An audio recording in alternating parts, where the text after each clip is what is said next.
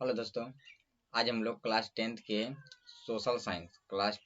Social science का अर्थात सामाजिक विज्ञान का चैप्टर नंबर तो नहीं है, मॉडल सेट है। कितना मॉडल सेट कितना है? नाइन्थ मॉडल से कितना? नाइन्थ।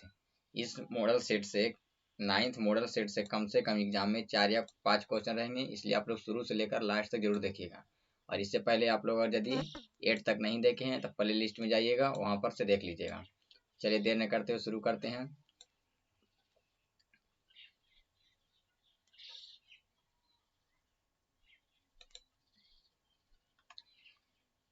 कोशिश कीजिए, अगर आप लोग जानते हैं तो इसका आंसर कमेंट बॉक्स में पहले बताने का, उसके बाद फिर हम बताएंगे। सेफ्टी लैंप का आविष्कार किसने किया? सेफ्टी लैंप का जो है आविष्कार जो है के किया था? सेफ्टी लैंप का आविष्कार किसने किया था?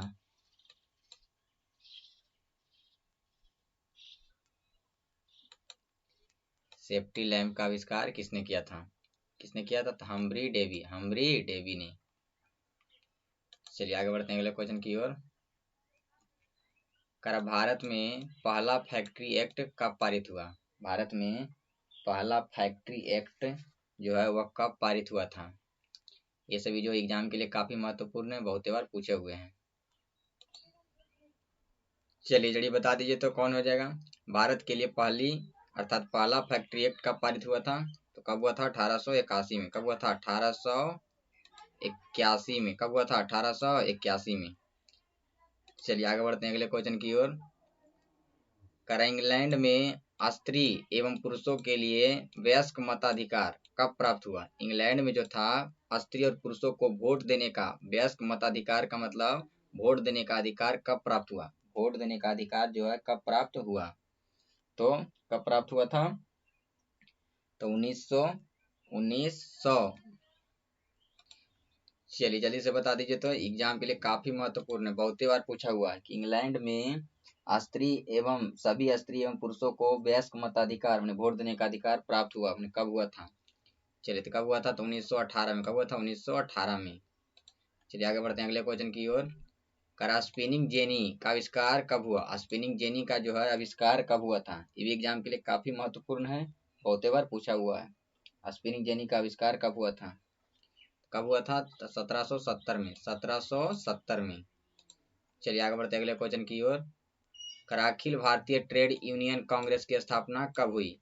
अखिल भारतीय ट्रेड यूनियन कांग्रेस की स्थापना जो है कब हुआ था? ये भी एग्जाम के लिए काफी महत्वपूर्ण है। कब हुआ था? तो 1920 में। कब हुआ था? 1920 में। चलिए आगे बढ़ते अगले क्वेश्चन की ओर। औद्योगिक क्रांति सर्वप्रथम किस देश में हुई? औद्योगिक क्रांति जो था, उद्योग के लिए जो क्रांति हुआ था, वो सबसे पहले किस देश में हुआ था? औद्योगिक क्रांति जो है सबसे पहले कौन सा देश में हुआ था? कौन सा देश में हुआ था? तो कौन सा देश में हुआ था? इंग्लैंड में। कहा हुआ था? इंग्लैंड में, मतलब ब्रिटेन में। इंग्लैंड अर्थात ब्रिटेन में। चलिए आगे बढ़ते हैं अगले क्वेश्चन की ओर। जमशेद जी टाटा ने Tata iron and steel company की स्थापना कब किया? जमशेद जी टाटा ने Tata iron and steel company की स्थापना जो है कब किया था? स्थापना जो है कब की थी? कब किया था? ये भी एग्जाम के लिए काफी महत्वपूर्ण है, बहुत बार पूछा हुआ है। तो कब किया था? तो 1907 में। कब किया था? 1907 में। कब हुआ था? 1907 में। चलिए आगे बढ़ते अगले क्वेश्चन की ओर। वैज्ञानिक समाजवाद का प्रतिपादन किसने किया? वैज्ञानिक समाजवाद था उसका प्रतिपादन जो है किसने किया? वैज्ञानिक समाजवाद का प्रतिपादन किसने किया? ये भी एग्जाम के लिए काफी महत्वपूर्ण है, बहुत बार पूछा हुआ है। तो किसने किया था? वैज्ञानिक समाजवाद की स्थापना किसने किया था? किसने किया था?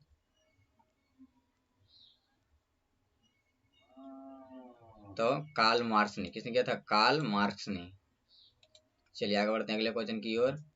भारत में कोयला उद्योग का प्रारंभ कब हुआ? भारत में कोयला उद्योग का प्रारंभ जो है कब से हुआ था? भारत में कोयला उद्योग का प्रारंभ कब से हुआ था?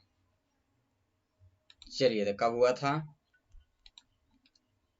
तो 1914 में। कब हुआ था? 1914 में। अभी कहाँ से हुआ था? तो दामोदर नदी के पश्चिमी किनारे पर रानीगंज स्थान से।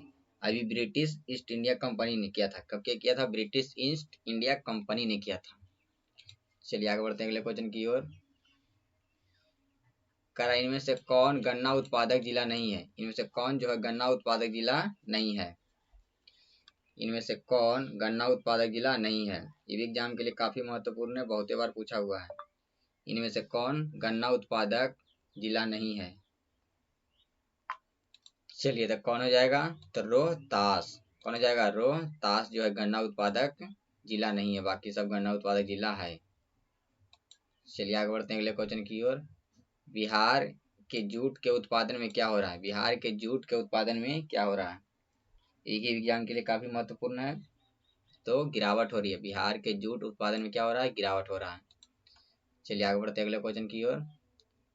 बिहार में कुल कितने अधिसूचित क्षेत्र वन का विस्तार है? बिहार में कुल कितने अधिसूचित क्षेत्र में वन का विस्तार है, वन का फैलाव है? ये भी एग्जाम के लिए काफी महत्वपूर्ण है। तो कितना है? 6374 किलोमीटर। 6374 किलोमीटर। ये भी एग्जाम के लिए काफी महत्वपूर्ण है। चलिए आगे बढ़ते हैं अगले क्वेश्चन की ओर।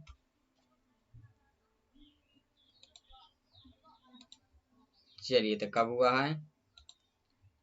6374 किलोमीटर तक। कितना हुआ? 6374 किलोमीटर तक।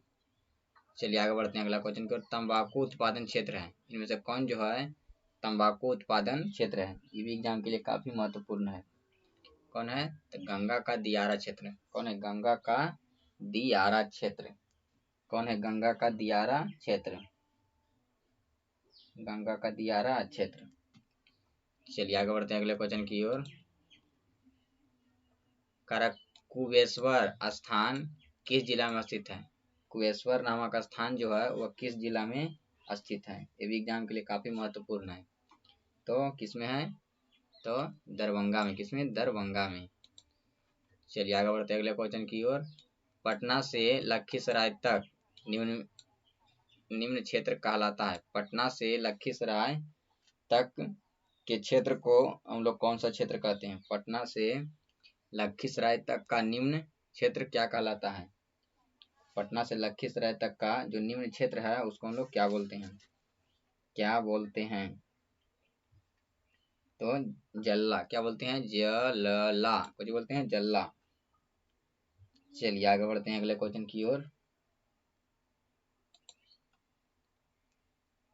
कोसी परियोजना किस स्थान पर बराज बनाया गया है? कोसी परियोजना के किस स्थान पर बराज बनाया गया है? किस स्थान पर बराज बनाया गया है? तो कोसी परियोजना के में किस स्थान पर बराज बनाया गया है? तो हनुमान नगर पर। किस पर? हनुमान नगर पर। किस पर बनाया गया है? हनुमान नगर पर। कोसी परियोजना के किस पर? तो हनुमान नगर पर। चलिए आगे बढ़ते हैं अगले क्वेश्चन की ओर।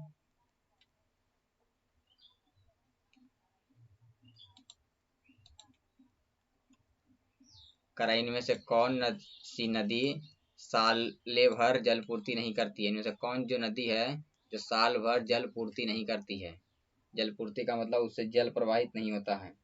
कौन सी नदी से सालों भर जल प्रवाहित नहीं होती है? तो कौन नदी है? तो चीर नदी। किससे? चीर नदी से।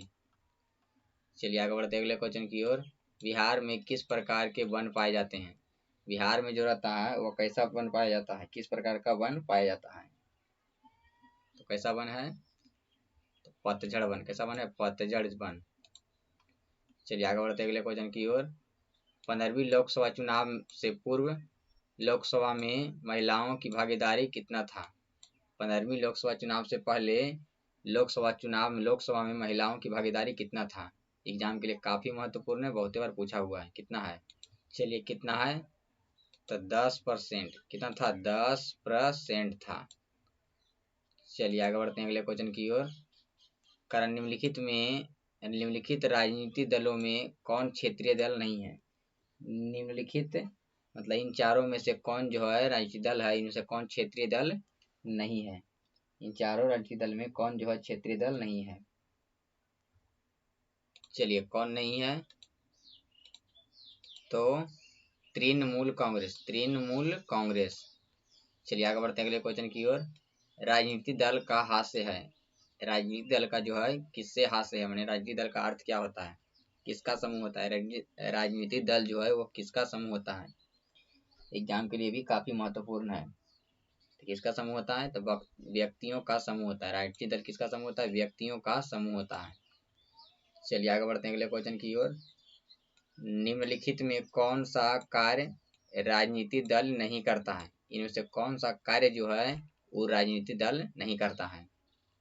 चलिए तो कौन नहीं करता है, तो अफसरों की बहाली करना, अफसरों की बहाली करना ये सभी राजनीतिक दल नहीं करते हैं। चलिए आगे बढ़ते हैं अगले क्वेश्चन की ओर। निम्नलिखित में कौन सा प्रमुख उद्देश्य सभी राजनीतिक दलों का होता है, जितने भी राजनीतिक दल हैं उसका मुख्य उद्देश्य क्या होता है, प्रमुख उद्देश्य क्या होता है, तो क्या होता है, तो सत्ता प्राप्त करना। क्या प्राप्त करना, सत्ता को प्राप्त करना, सत्ता को प्राप्त करना। चलिए आगे बढ़ते हैं अगले क्वेश्चन की ओर। दलित पैंथर्स के कार्यक्रम में निम्नलिखित में से कौन संबंधित नहीं है, दलित पैंथर्स के कार्यक्रम में इनमें से जो कौन जो है संबंधित उससे नहीं है, कौन संबंधित नहीं है, तो औद्योगिक मजदूरों का शोषण से मुक्त करना, औद्योगिक जो है मजदूरों का शोषण से मुक्ति करना। चलिए आगे बढ़ते अगले क्वेश्चन की ओर। निम्नलिखित में से कौन सी चुनौती राजनीतिक दलों की नहीं है, इनमें से कौन सा चुनौती जो है वह राजनीतिक दल की नहीं है, राजनीतिक दल की नहीं है, तो विपरीत सिद्धांत रखने वाले राजनीतिक दल से गठबंधन नहीं करना, गठबंधन करना माने विपरीत सिद्धांत करने वाले राजनीतिक दलों से गठबंधन करना, इस ये जो है नहीं है, बाकी सब है। चलिए आगे बढ़ते अगले क्वेश्चन की ओर। चिपको आंदोलन का निम्नलिखित में से किस संबंधित है, चिपको आंदोलन जो है वह निम्नलिखित में से किससे संबंधित है, तो चिपको आंदोलन जो है किससे संबंधित है, पलाकार अंगूर के पेड़ की काटने की अनुमति से, आर्थिक शोषण की मुक्ति से, शराबखोरी के विरुद्ध आवाज से, कांग्रेस पार्टी के विरुद्ध से, किससे है, तो कांग्रेस पार्टी के विरुद्ध से, कांग्रेस पार्टी के विरुद्ध से।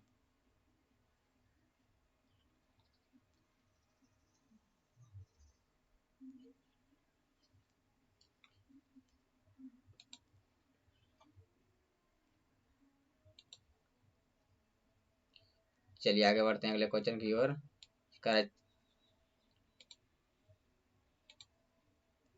किसी भी देश के राजनीतिक स्थायित्व के लिए निम्न में से क्या नहीं आवश्यक है, किसी भी देश में राजनीतिक स्थायित्व के लिए निम्नलिखित में से क्या नहीं आवश्यक है, इनमें से कौन जो है आवश्यक नहीं है, तो कौन नहीं है, तो सरकार द्वारा विरोधी राजनीतिक दलों में नजरबंद करना। चलिए आगे बढ़ते अगले क्वेश्चन की ओर। नई आर्थिक नीति में किसे सम्मिलित किया गया है, नई आर्थिक नीति में जो है किसको सम्मिलित किया गया है, किसको मिलाया गया है, तो उदारीकरण को, निजीकरण को, वैश्वीकरण को, इनमें से सभी किसको मिलाया गया, इनमें से सभी को, तीनों को मिलाया गया है। चलिए आगे बढ़ते अगले क्वेश्चन की ओर। जनसंख्या के वितरण के आधार पर वंचित परिवार की प्रतिशतता है, जनसंख्या के वितरण के आधार पर वंचित परिवार की प्रतिशतता कितनी है, प्रतिशतता कितनी है। चलिए तो कितनी है, तो 51.3, 51 कितना 3। चलिए आगे बढ़ते हैं अगले क्वेश्चन की ओर। राज्य नियंत्रित उद्योगों को किस नाम से संबोधित किया जाता है, राज्य नियंत्रित उद्योग को किस नाम से संबोधित किया जाता है, किस नाम से संबोधित करते हैं, तो सार्वजनिक उपक्रम, लोक उपक्रम, राजकीय उपक्रम, तो इनमें से सभी त्रिपुरुक्त सभी से। चलिए आगे बढ़ते अगले क्वेश्चन की ओर।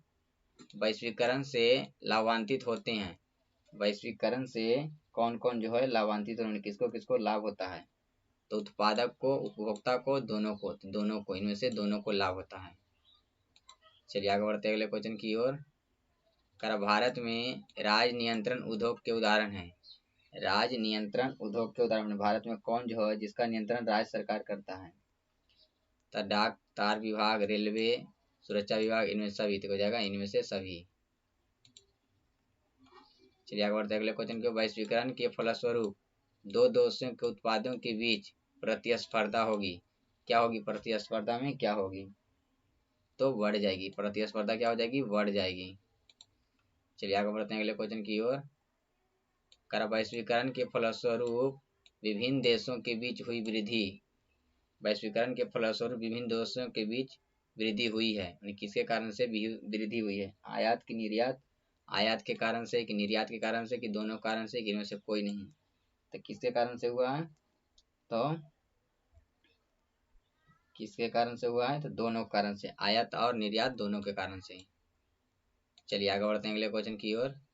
कारण निम्नलिखित में से कौन सी संस्था वैश्वीकरण के विस्तार में सहायक हुई है? कौन सी संस्था जो है वैश्वीकरण के विस्तार में मैंने फैलाव में सहायता किया है? कौन सा संस्था सहायता किया है? तो इनमें सभी संस्था। अंतर्राष्ट्रीय मुद्रा कोष भी किया, विश्व बैंक भी किया, विश्व व्यापार संगठन भी किया। चलिए आगे बढ़ते हैं अगले क्वेश्चन की ओर। वैश्वीकरण से बिहार के किस उद्योग को प्रोत्साहन मिला है? वैश्वीकरण से जो है बिहार के किस उद्योग को प्रोत्साहन मतलब उत्साहन मैंने उत्साह मिला है? किस उद्योग से मैंने किस उद्योग को मिला है? तो पर्यटन, पर्यटन उद्योग को। किसको? पर्यटन उद्योग को। चलिए आगे बढ़ते अगले क्वेश्चन की ओर। निम्नलिखित में से किस क्षेत्र के जाड़े के दिन में बाढ़ से ग्रसित होने की आकांक्षा है?